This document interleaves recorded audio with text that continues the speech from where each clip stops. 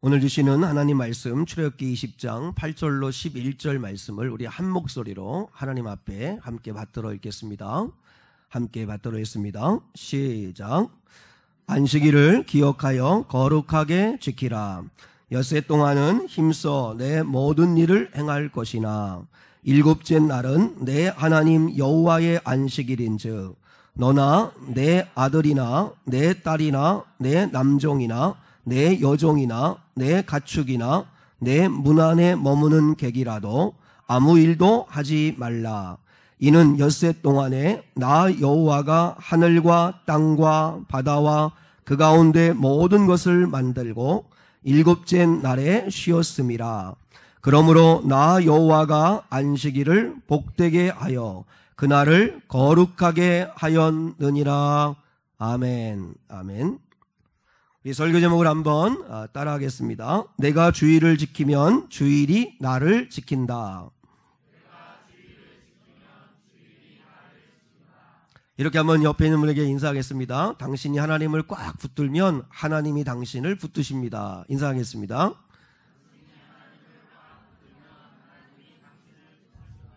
네, 믿으십니까? 네, 여러분이 하나님을 사랑하면 하나님은 여러분을 더 갑절로 사랑하실 것입니다. 여러분이 하나님을 꽉 붙드십시오. 그럼 하나님이 여러분을 붙들어 주실 거라 믿습니다. 좀 오래된 드라마와 영화 이야기를 잠깐 하면서 설교를 시작하려고 합니다. 아마 우리 젊은 아들, 딸들은 아마 잘 모르지 않을까 생각을 합니다. 혹시 여러분 그 퓨전 사극 가운데 추노라고 하는 드라마를 기억하십니까? 이 드라마에서 인상 깊었던 게 뭡니까? 라고 하면 일부 여성분들은 남자 배우들의 복근이다 뭐 이렇게 이야기도 한다는데 그 드라마의 시작은 이렇습니다. 노비 부부가 있습니다. 노비 부부가 있는데 그들에게는 10살 된 아주 예쁜 딸아이가 있습니다. 그런데 그 노비 부부의 그 주인이 70세 되신 그 노인인데 그 70된 그 주인이 10살 된 그 딸 아이를 자신의 첩으로 삼겠다는 것입니다. 그래서 이 노비 부부가 여러분 아무리 노비라도 70된 노인이 10살 된 그 자신의 딸 아이를 첩으로 삼겠다고 하면 그걸 쉽게 받아들일 사람이 세상에 어디에 있겠습니까? 그래서 이제 도망을 치면서 그 노예를 쫓는 자들을 추노라고 해서 추노꾼이라고 해서 이제 그 드라마가 이렇게 시작이 되어지는 이야기입니다. 근데 사랑하는 여러분, 실제로 우리 조선시대에 그런 일들이 비일비재하게 있었습니다. 왜 그렇죠? 왜 이 말도 안 되는 일들이 있었죠? 노비 문서 때문입니다. 노비 계약 문서로 인해 가지고 노비들은 모든 소유물은 다 주인의 것이기 때문에 주인 마음대로 해도 된다라고 하는 그런 계약이 있었다는 것이죠. 그러면 우리나라에만 그런가? 그렇지 않습니다. 외국도 마찬가지입니다. 영국의 초기 그 중세 시대에 영국에서 있었던 일인데 브레이브 하트라고 하는 영화가 있습니다. 그 영화에 보면 이제 일반 백성들은 그 당시에 노략질을 하는 그 야만족들의 공격을 받기 때문에 그래서 이 성 안에서 성주의 보호를 받아야 합니다. 근데 이 성 안에 이 성주의 보호를 받으려면 그러면 그 성 안에 들어가야 되는데 그러면 성주와 계약을 맺어야만 합니다. 계약을. 근데 그 계약의 내용이 너무나 어처구니가 없어서 그래서 성 밖에서 살아야 되는데 성 밖에 살면 야만족들이 출몰해가지고 생명의 위협을 느끼니까 울며 겨자 먹는 식으로 어쩔 수 없이 성 안으로 들어가 사는데 그 성주와 맺는 계약 가운데 하나가 뭐였냐면 그 일반 백성들의 그 처녀가 이제 시집을 가거나 결혼을 하게 되면 첫날 밤은 성주와 보내야만 합니다.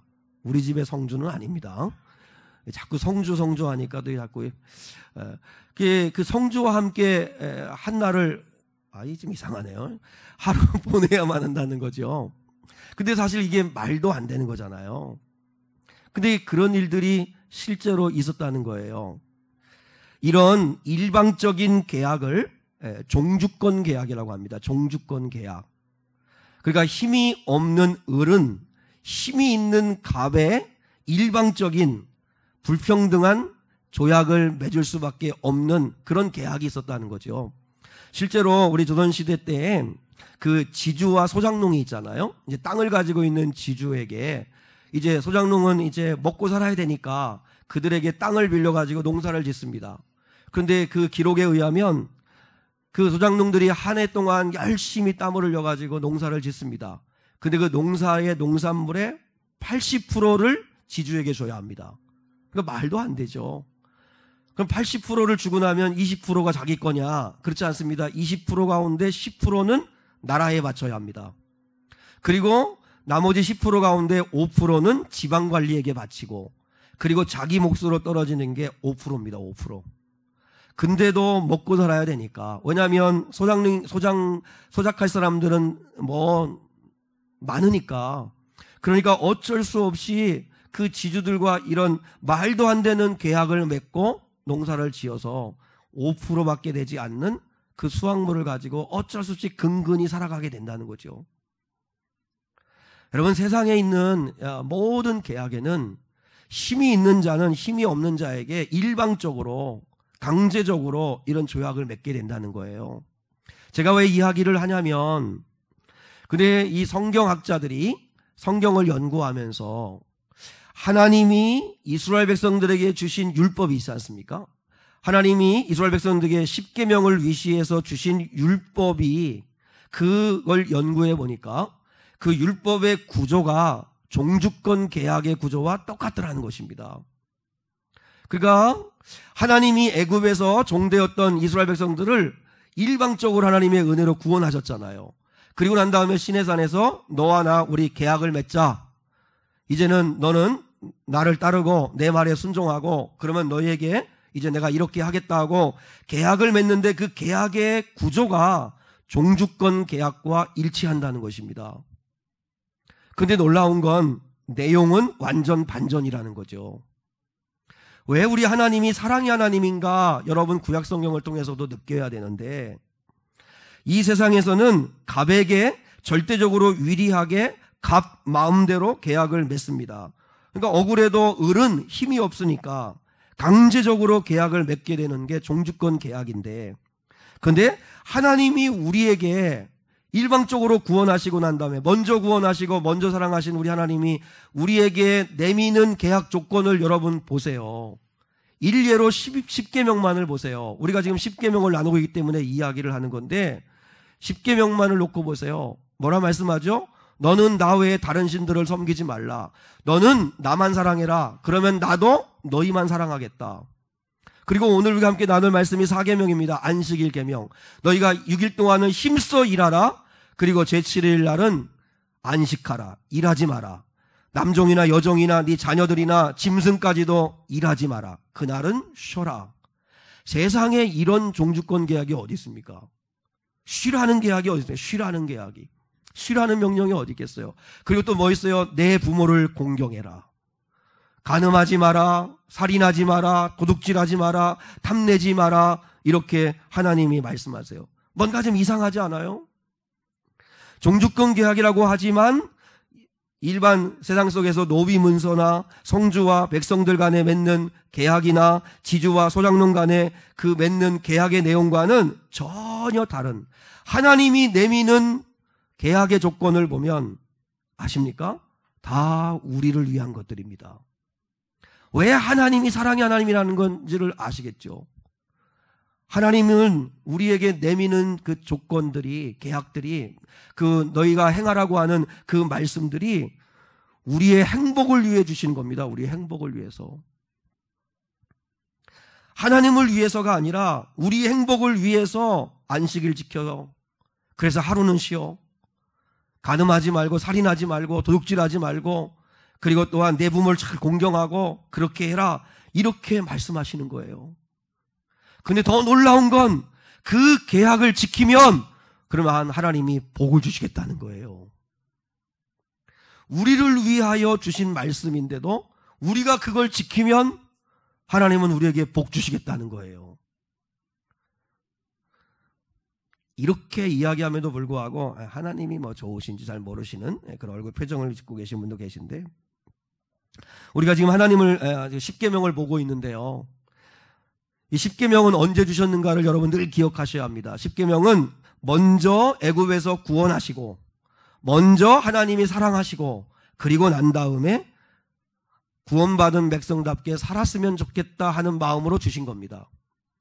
구원받은 자답게 살아줬으면 좋겠다라고 하는 마음으로 주신 게 하나님이 주신 게 십계명입니다. 그러니까 여러분, 하나님의 법은 절대 무거운 게 아닙니다. 자, 마태복음 11장 28절로 29절에 여러분이 잘 아는 말씀입니다. 예수님께서 이렇게 말씀합니다. 수고하고 무거운 짐진 자들아 다 내게로 오라. 내가 너희를 어떻게 하겠다고요? 쉬게 하리라. 그 다음에 나는 마음이 온유하고 겸손하니 나의 멍에를 메고 내게 배우라. 그리하면 너희 마음이 쉼을 얻으리니 이는 내 멍에는 쉽고 내 짐은 가벼움이라 하시니라. 할렐루야. 예수님 말씀했어요. 저는 이게 주일을 지키는 우리 성도들의 태도여야 된다고 생각합니다. 주일날 우리가 왜 오는 겁니까? 수고하고 무거운 짐을 주님 앞에 내어놓기 위해 오는 것입니다. 그리고 우리는 주님 말씀하시라. 수고하고 무거운 짐진 자들아 다 내게로 오라. 내가 너희를 쉬게 하리라. 쉬게 하리라. 그러면 여러분 그냥 손 놓고 그냥 쉬기만 합니까? 그렇지 않습니다. 주님이 주신 멍에를 메고 내게 배우라. 근데 주님이 주신 멍에는 쉽고 가볍다는 거예요. 왜요? 실질적으로는 우리를 위한 거기 때문에 그래요. 우리 행복을 위한 거고, 우리의 관계의 아름다움 때문에 우리의 복을 주시려고 하시는 목적으로 말씀하시는 거기 때문에 하나님이 우리에게 메어주시는 멍에는 무거운 것도 아니고 어려운 것도 아니라는 것입니다. 하나님이 왜 계약을 맺자고 하시는지 아십니까? 한번 따라하겠습니다. 하나님께서 계약 맺자고 하시는 것은 관계 맺자는 것이다. 하나님이 계약을 맺자고 하시는 의미는 뭐냐면 너와 나가 특별한 관계를 나누자는 뜻입니다. 여러분, 오늘날에는 기본적인 관계마저도 부정하는 시대가 되어져 갑니다. 그래서 사람들이요, 매이는 걸 엄청 싫어해요. 기본적인 선마저 지키지 않으려고 해요. 선이 없다면, 매이는 게 없다면, 그러면 내가 뭔가로부터 제재받지 않는다면 이 세상은 무법천지가 됩니다. 여러분, 운전할 때 보세요. 왜 교통법규가 필요하죠? 사실 마음은요, 내 맘대로 달리고 싶어요. 브레이크 밟고 쓰기보다는 그냥 막 쭉쭉 달려나가고 싶은 게 내 마음이에요. 그러면 반드시 사고 납니다. 나도 죽고 남도 죽이는 일이 벌어집니다. 그래서 나는 달려가고 싶은 마음이 있지만 빨간불에서는 멈춰야 합니다. 그게 매이는 것입니다. 그게 선을 지키는 것입니다. 그래야 나도 안전하고 남도 안전할 수 있기 때문입니다. 결국 그 매이는 건, 선을 지키라고 하는 건 우리의 행복을 위해서 주시는 거예요. 행복을 위해서. 하나님이 우리에게 이 계명을 주시고 말씀을 주시는 건 결국은 우리와 하나님이 관계를 맺고 그리고 너희가 행복하기를 원하셔서 주신다는 걸 기억하셔야 합니다. 이거를 우리가 연과 연줄의 관계로 한번 여러분 이해하시면 참 좋을 것 같아요. 혹시 여러분 가운데 연 날려보셨습니까? 저는 어릴 때 정말 연 많이 날려봤는데 정말 손수 제작해서, 우리는 기성품 사다 안 했습니다. 손수 제작해가지고 대나무 그거 다 이렇게 얇게 다 이렇게 갈아가지고 다 이렇게 해가지고 정말 방패연도 만들고, 그리고 아무튼 연을 만들어가지고 날렸는데, 근데 연을 날려보신 분들은 알지만 연줄이 참 중요합니다. 연줄이. 그래서 연줄에다 기름도 이렇게 먹이기도 하고, 왜냐하면 그 연줄이 끊어지면 안 되기 때문에. 근데 한번 여러분 연을 생각해 보세요. 연이 더 자유롭게 마음껏 날려면 연줄에 매이지 말고 그냥 자기 마음대로 날라버리면 엄청 멀리 잘 날 것 같지만 그렇지 않습니다. 연을 날려보신 분은 아지만 연줄에 끊어지는 순간 연은 곤두박질 쳐서 그냥 내팽겨 치십니다. 근데 연줄에 매어가지고 그게 테크닉인데, 그래서 어느 순간에 바람을 잘 보고 방향을 잘 보고 해서 연줄을 풀어주기도 하고 연줄을 이렇게 당기면서 팽팽하게 그래서 주면 저항이 생기고 반발심이 생겨서 연은 더 높이 올라가고 더 멀리 날아갑니다. 그래서 연은 마음껏 나릅니다. 하나님과 우리와의 관계는 마치 연과 연줄과의 관계입니다. 여러분, 우리가 하나님에게 매여야 비로소 우리는 자유할 수 있는 것입니다. 하나님에게 매여야 그래야 우리가 행복할 수 있는 것입니다. 하나님께서 에덴 동산에서 아담과 하와를 축복하시고 난 뒤에 에덴 동산을 만드시고 난 다음에 말씀하신 건 하나예요. 선을 지키라는 거예요. 선을 지키라. 이 선악을 알게 하는 이 열매만은 먹지 마라. 이건 넘어서면 안 된다. 그래서 아담과 하와는 그 선을 지켜야만 행복한 것인데, 근데 그 선을 넘어서니까 하나님과 연결된 그 줄을 끊어버리니까, 순종의 줄을 끊어버리니까, 그러니까 여러분 어떻게 됐어요? 불행이 찾아오고 인생이 곤두박질 치는 것입니다. 그래서 자기가 낳은 아들, 큰아들이 둘째 자기의 동생을 쳐 죽이는 일이 벌어지고 끔찍한 일들이 벌어지기를 시작하는 거죠. 하나님께 매여 있어야 그래야 우리는 하나님의 보호를 받을 수 있는 거예요.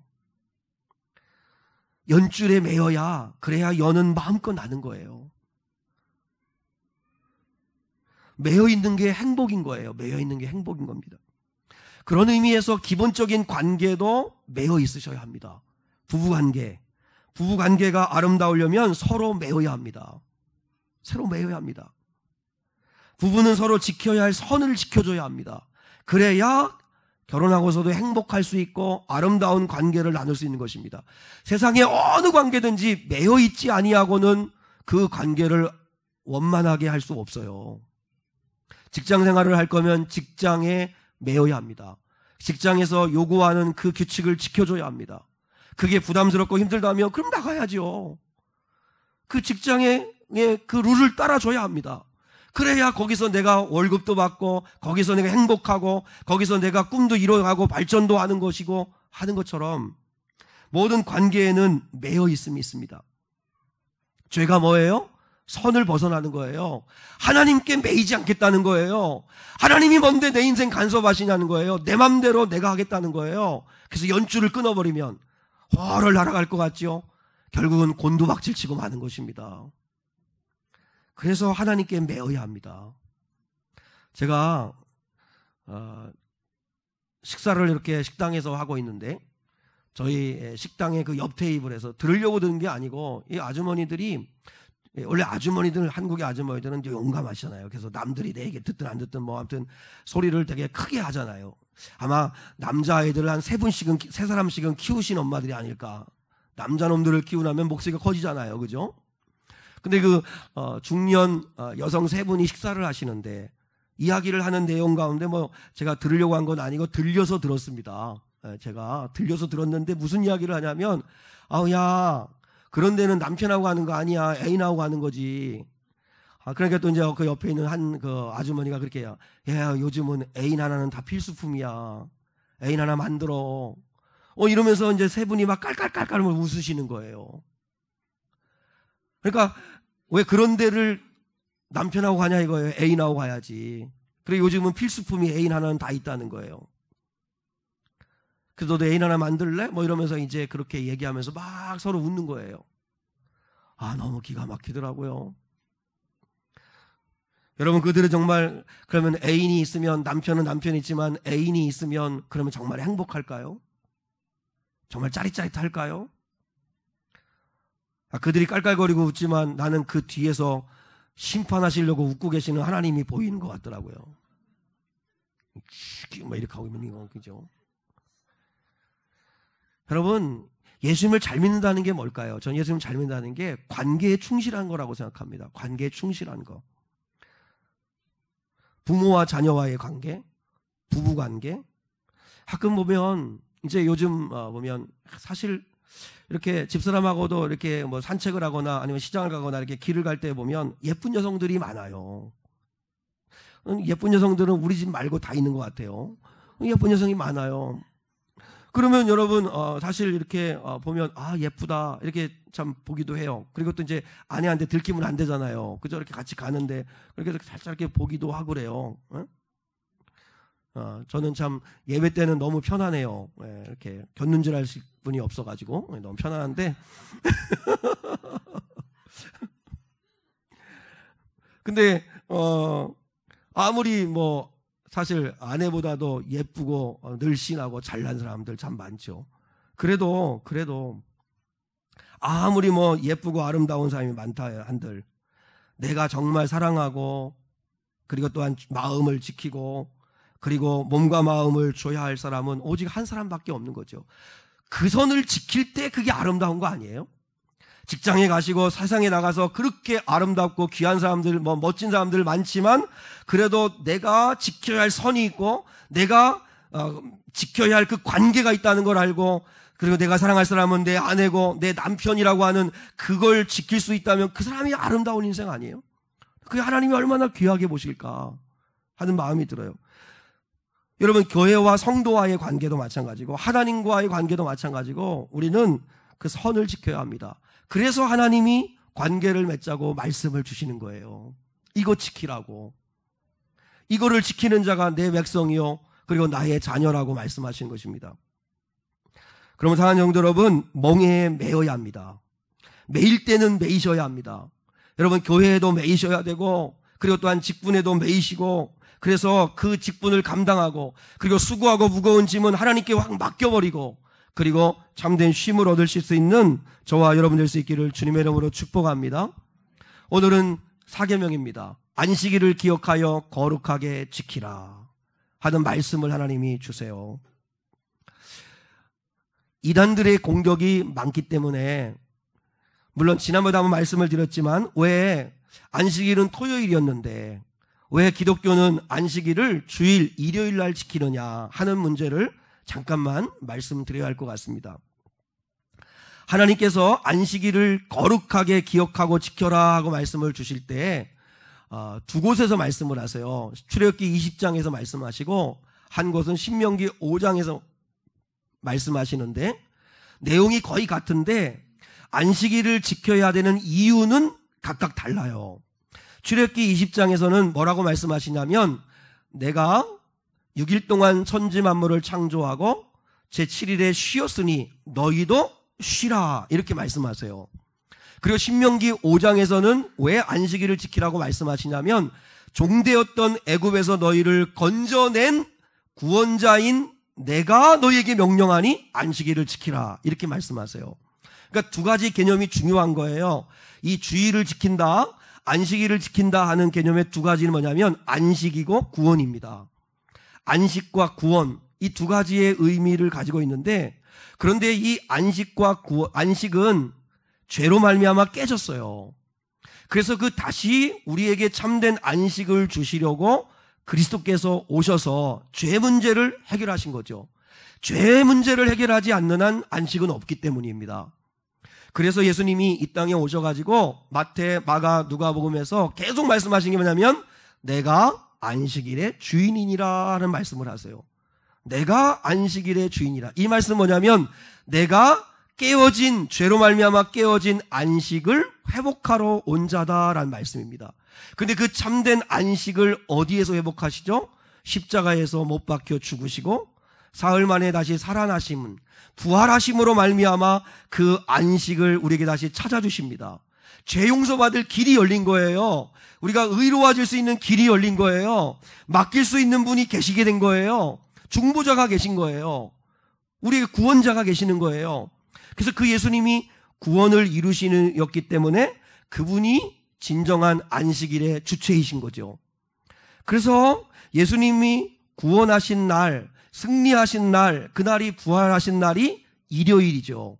그래서 그때부터 초대교회 성도들은 예수를 믿는 사람들은 유대인이기 때문에 토요일 날 회당에 가서 안식일을 지켰지만 그러나 그때 다시 일요일 날 모여서 그리스도인들끼리 모여서 떡을 떼고 예배를 드렸습니다. 그게 어디에 있냐면 사도행전 20장 7절에 보면 그 주간의 첫날에, 그 주간의 첫날은 일요일이잖아요. 그 주간의 첫날에 우리가 떡을 떼려 하여 모였더니라고 하는 말씀이 나와요. 그러니까 이게 초대교회부터 자리를 잡기를 시작한 거예요. 뭐가요? 주일 예배가. 이유는 예수 그리스도께서 부활하신 날이고, 그리고 안식을 이루신 날이기 때문에, 그래서 구원을 완성하신 날이기 때문에 초대교회는 일요일 날 예배가 정립되기를 시작해요. 이것이 주 400년, 이제 시간이 흘러서 수백 년이 흘러서 기독교가 로마를 복음으로 정복하게 되었을 때, 콘스탄틴 대제가 이제부터는 일요일 날이 안식일이다, 그날을 안식일로, 주일로 지켜라 하고 선포했습니다. 그래서 이제 그것이 공식적으로 주일, 안식일이 된 것입니다. 그래서 많은 이단들이 공격을 합니다. 원래 성경에, 구약 성경에 토요일이 안식일 아니었냐, 근데 너희는 토요일 날은 안식일이고 토요일 날 지켜야 되는데 일요일 날은 실제적으로 태양신을 섬기던 우상 숭배하는 날인데 그날 주일로 지키면 이건 변질된 거 아니냐, 너희가 타협한 거 아니냐, 이렇게 이야기합니다. 그러나 여러분, 그건 변질된 거라고 말하면 안 되고 승리한 날이라고 이야기해야 되는 것입니다. 제가 터미널에서 교회로 이렇게 오는데 가경동에 해보니까 꼭 십자가 종탑입니다. 십자가 종탑으로 쓰던 것이 틀림없는데 그 끝에 십자가만 떼어놓고 불교 만자가 걸려져 있습니다. 그게 절간이 된 거예요. 그걸 보니까 참 마음이 아프더라고요. 하나님을 예배하는, 물론 그건 이제 새로 있었던 건물이니까 그렇기도 하겠지만 그 종탑을 그대로 놓고 그리고 거기에 불교 만자만 걸어 놓았더라고요. 그걸 보면 마음이 아파요. 근데 반대로 절간이었던 곳을, 아니면 이단들이 사용했던 곳이고 귀신을 숭배했던 그런 곳이었는데 교회가 그 자리에 들어가서 하나님을 예배하고 성령이 임하는 성도들의 교제의 자리가 되었다면 그건 여러분 어떻게 변질이라고 말할 수 있어요? 그건 감사할 일이고 승리의 기쁨이 있는 거죠. 마찬가지로 태양신을 섬기던 우상 숭배의 날을 기독교가 복음으로 정복해서 하나님을 예배하는 날로 바꾸었다면 그건 변질이 아니라 승리의 날이 된 것이죠. 그래서 주일은 승리의 날인 것입니다. 그래서 하나님 앞에 우리 모든 기독교는 안식일을 주일로 하나님을 예배하는 것입니다. 오늘 성령 강림 주일이지만 성령님이 오신 날도 일요일 주일이었습니다. 그래서 하나님 앞에 우리가 주일을 예배하는 것입니다. 예수님 때문이라는 걸 여러분이 기억하시면 됩니다. 그러면 오늘날 주일을 지킨다는 의미가 무엇인가를 잠깐 생각하고 말씀을 정리하려고 합니다. 자, 오늘 8절에 보시면 안식일을 뭐 하라 그랬죠? 제일 먼저 기억하라 그랬습니다. 기억하라. 그걸 쉽게 오늘 설명하면 안식일을 기억하라는 이야기는 주일에 맞춰서 계획을 세우라는 뜻입니다. 여러분, 우리가 안식일을 기억한다는 게 뭐예요? 주일을 기억한다는 게 뭐예요? 모든 시간의 스케줄을 주일에 맞추어서 계획하라는 것입니다. 저는 모든 것이 주일에 맞춰져 있습니다. 입을 옷, 매일 넥타이, 그리고 또한 설교 준비, 약속을 잡는 거, 모든 게 다 주일을 중심으로 해서 계획이 됩니다. 근데 여러분, 그건 목사만 그래야 됩니까? 그렇지 않습니다. 성도들도 마찬가지입니다. 여러분이 시간을 계획하거나 여러분이 일정을 계획할 때 안식일을 기억하라는 말은 뭐냐면 그날을 중심으로 모든 계획을 세우라는 뜻입니다. 그러니까 여러분이 어떤 약속을 잡거나 어떤 중요한 일을 결정하거나 여행 계획을 세우거나 할 때 주일을 늘 기억하며 계획을 세우라는 말씀이에요. 그렇지만 물론 우리 가운데에 주일을 지키고 싶어도 지킬 수 없는 분들이 계십니다. 3교대에 근무하시는 분들, 또 뭐 간호사나 소방관이나 아니면 직장이 또 3교대다 2교대 해가지고 어쩔 수 없이 주일 예배를 지키지 못하는 분들이 계시고, 때로는 병상에 누워 계시는 분들도 예배를 드리고 싶지만 드릴 수 없는 경우도 있습니다. 이 기회에 말씀을 드립니다. 여러분, 제가 영준이에게도 그런 이야기를 꼭 합니다. 근무표를 미리 보고 주일 예배가 어려우면 그러면 수요 예배든 금요 예배든 시간을 반드시 내어 미리 예배를 드려서 정성을 드려라. 하나님께 정성을 드려라. 드릴 헌금도 있으면 헌금을 드리고, 드릴 것을 주일날 부득불 내가 출근해야 되고 일해야 되기 때문에 어쩔 수 없이 주일을 지키지 못하게 된다면 미리 수요일이든 금요일이든 반드시 예배를 하나님께 드려라. 우리 성도들도 그렇게 했으면 좋겠습니다. 여러분, 나는 일해야 되니까, 오늘 근무해야 되니까, 오늘 뭐 교회 못 가, 어쩔 수 없이, 당연히 여기지 마세요. 당연히 여기는 마음의 태도가 나는 그게 잘못된 거라고 생각이 들어요. 죄송해야죠. 안타까워야죠. 사실 엄밀하게 말하면 내가 돈 벌기 위해서 가는 거니까. 한번 생각해 보세요. 일이 있어서 바쁘니까 그래서 병원에 꼭 가가지고 치료받아야 되는데도 그걸 미루고 병원 안 가는 분이 어디 있습니까? 병원에 가시잖아요. 하물며 내가 육신의 건강을 위해서 그렇게 하시면서 영혼의 건강을 위해서 주의를 지키는 건 필요한데 부득불 지키지 못할 때는 여러분이 하나님 아버지 앞에 죄송한 마음을 가지고 금요일이든지 수요일이든지 새벽이든지 미리 하나님 앞에 와 예배하셔야 합니다. 목회를 해보니까요, 주일 예배에 4대적이 있더라고요. 주일 예배에 4대적이 있습니다. 제가 지금 목회하면서 제가 그건 개인적으로 느낀 건데, 첫 번째는 김장, 그 다음에 벌초, 세 번째는 명절, 네 번째는 부부싸움. 요 네 가지가 주일 예배를 오는 4대적이더라고요. 4대적. 목회를 해보니까 그러가 돼. 목회를 해보니까. 웃으시는 분들은 전과가 있는 분들이에요.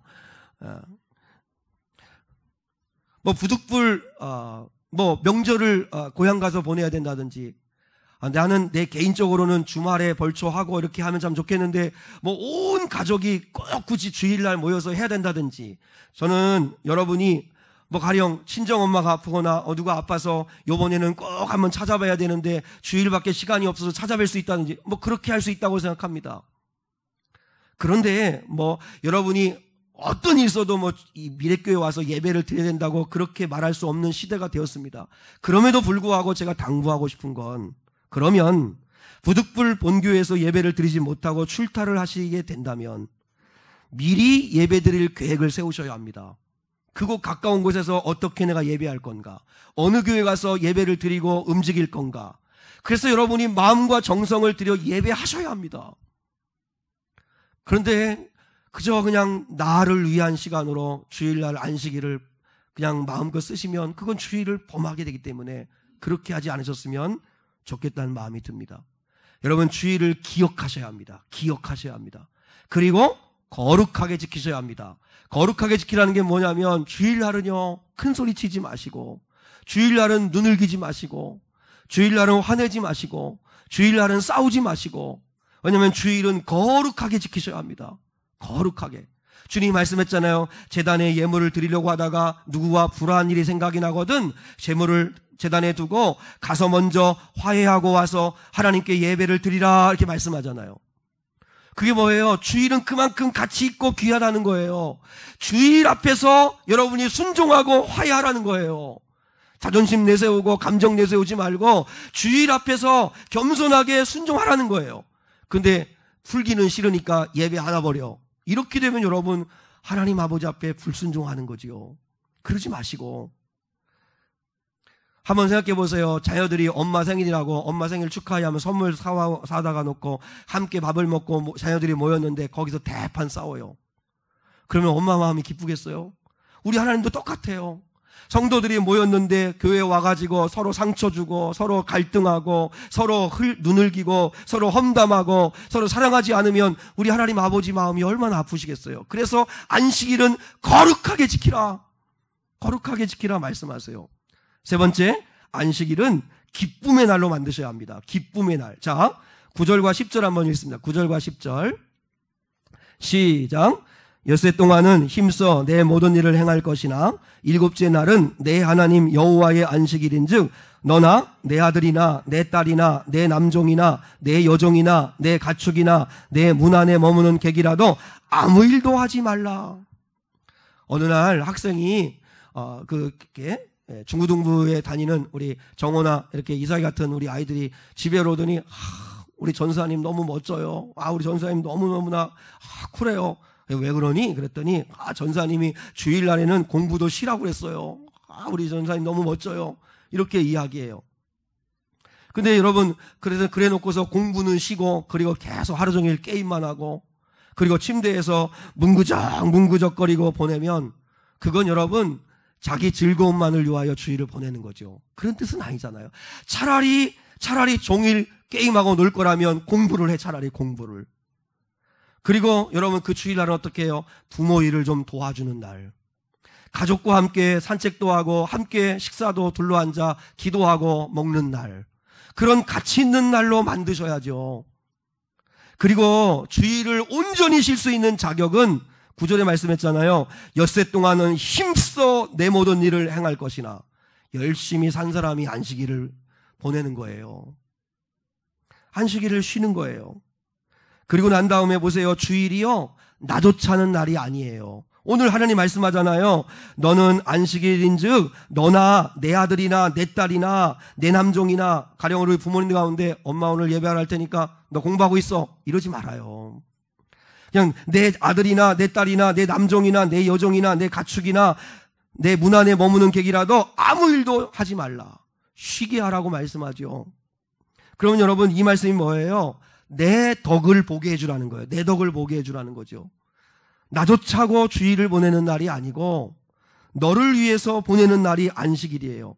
아마 이 안식일 날 누가 제일 기뻤을까요? 짐승들일 것 같아요. 짐승들. 여러분, 일주일 내내 무거운 짐 옮기고 밭 갈고 쟁기질하고 얼마나 짐승들이 피곤하고 힘들겠어요. 근데 그날은 하나님이요, 짐승도 일하지 말라는 거예요. 쉬게 하라는 거예요. 네 종들도 쉬게 하라는 거예요. 네가 밥 먹은 거, 야, 밥 차려라, 이렇게 하는 일도 하지 말라는 거예요. 쉬게 하라는 거예요. 그러니 그 짐승들과 종들이 얼마나 기분이 좋았겠어요. 그러니까 주인이 주일을, 안식일을 보냄으로 인하여 나머지가 유익을 얻어요. 그러니까 그들에게는 선물과도 같은 날이 안식일이에요. 그렇게 만들라는 거예요. 그러니까 무엇보다도 서로 그래서 마틴 루터 킹 목사님이 그렇게 얘기했습니다. 자기를 위한 것이라면 육적인 것이요, 남을 위한 것이라면 그 모든 것은 영적인 것이다. 그러니까 우리가 안식일 날은 남을 위하여, 가족을 위하여, 나 아닌 상대를 위하여 역할을 바꿔보기도 하고, 그래서 섬겨주는 날로 삼으라는 거죠. 기도의 사람 하면 조지 물러입니다. 조지 물러가 기도를 얼마나 많이 했는지 모르는데, 그래서 그의 책이 5만 번 응답받은 사람이라고 하는데, 기도를 그렇게 응답 많이 받은 분인데, 조지 물러의 기도의 70%는 돈 달라는 기도입니다. 근데요, 조지 물러의 기도를 누구도 인간적 기도, 욕심에 의한 기도, 육적 기도라고 안 합니다. 왠지 아십니까? 고아들을 위해서 돈을 구했기 때문입니다. 그러니까 무슨 이야기예요? 남을 위하여 구한 그 기도는, 그건 아름다운 거죠. 자기를 위하여 자기조차고 쓰는 건, 그건 안식일의 온전한 모습이 아닙니다. 근데 오히려 그 섬김으로 인해서 다른 사람들을 유익되게 하고 기쁘게 하는 날로 삼으라는 거죠. 그런 의미에서 우리 교회도 주일이면 어떤 사람들이 제일 힘든지 아십니까? 봉사하는 분들입니다. 믿음이 특별히 더 좋은 분들이 주일날 참 힘듭니다. 목사, 사모, 장로, 권사, 교사, 찬양단, 주방봉사, 찬양봉사, 이렇게 하시는 분들이 주일날 온전히 쉬며 하나님을 예배해야 되는데 그러지 못하니까 피곤하고 힘듭니다. 그래서 여러분이 꼭 기억해야 합니다. 주일은, 안식일은 육신이 쉬는 날이 아닙니다. 육신이 쉬는 날이 아니고 주일날은 영혼이 쉬는 날입니다. 영혼이 쉬는 날. 그래서 주일날 가장 우선적으로 해야 되는 일이 뭐죠? 주일 예배 드리는 겁니다. 주일 예배. 주일 예배를 온전히 드리기 위해서는 배후에서 섬기시는 분들이 있습니다. 땀 흘려 주셔야 될 분들이 있습니다. 점심 준비해 주셔야 될 분이 있습니다.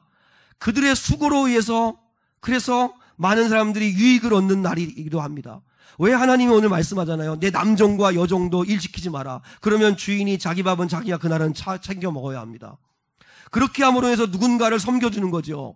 마찬가지로 더 믿음 있는 성도들은 안식일 날, 쉬는 날인데 주일날 교회 가면 일도 하고 예배 드려야 되고 봉사해야 돼서 너무 피곤해.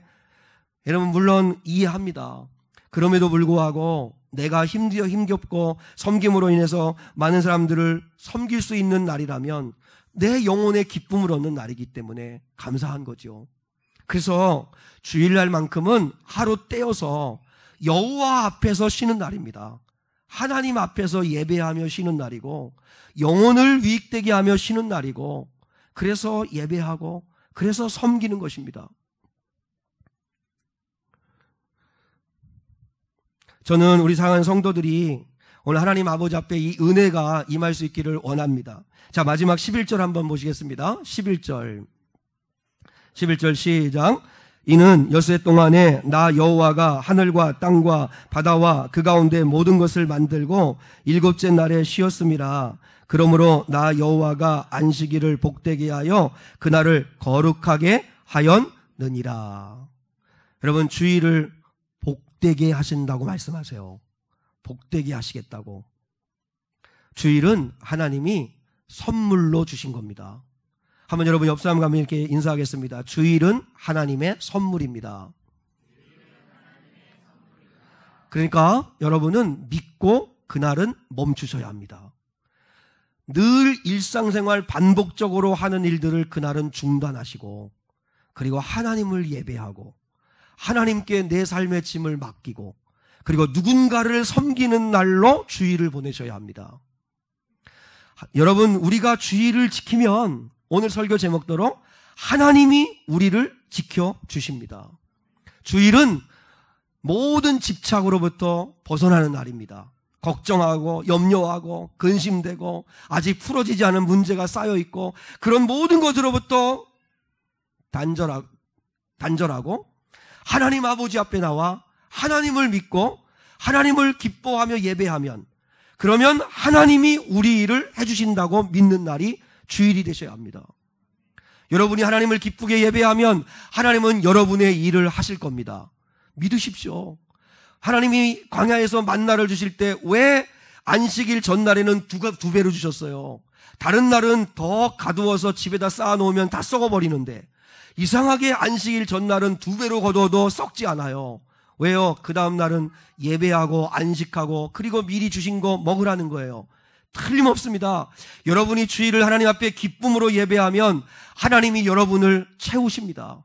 여러분에게 필요한 걸 하나님이 채우십니다. 그러니까 믿음으로 주일을 보내셔야 합니다. 믿음으로.